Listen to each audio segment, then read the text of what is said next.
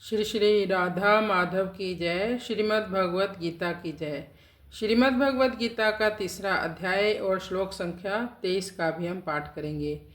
यदि ही अहम न वर्तेयम जातु कर्मण्य अतंद्रित मम वर्तम अनुवर्तन्ते मनुष्य पार्थ सर्वशः। यदि ही अहम न वर्तेयम जातु कर्मण्य अतंद्रित मम वर्तम अनुवर्तन्ते मनुष्या पार्थ सर्वशः। कोई पूछे भगवान को क्यों कर्म करने पड़ते हैं।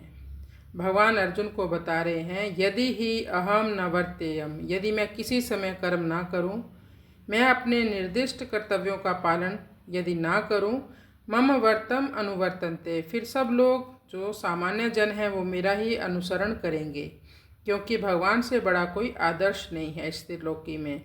मनुष्य पार्थ सर्वशः, सब फिर मेरे जैसे ही बन जाएंगे।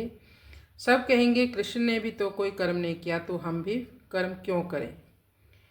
तो अब हम इसका अनुवाद करते हैं। हे पार्थ, यदि किसी समय मैं सावधानी से कर्तव्य कर्म ना करूं, तो सभी लोग सभी प्रकार से मेरे मार्ग का ही अनुसरण करेंगे, मेरे जैसा ही बनेंगे। यद्यपि भगवान कभी भी बिना कर्म के नहीं रहते।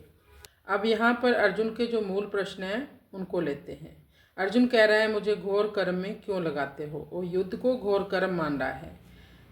तो उत्तर में भगवान इन श्लोकों में बता रहे हैं कि मैं तुम्हें ही कर्म में नहीं लगा रहा हूँ, प्रत्युत मैं स्वयं भी कर्म में लगा रहता हूँ, जबकि वास्तव में मेरे लिए त्रिलोकी में कुछ भी कर्तव्य यानी कर्म करने जैसा नहीं है, कुछ भी प्राप्त करने के लिए नहीं है। भगवान अर्जुन को इस बात का संकेत करते हैं कि अभी इस अवतार में तुमने भी स्वीकार किया और मैंने भी स्वीकार किया कि तू रथी बने और मैं सारथी बनूं।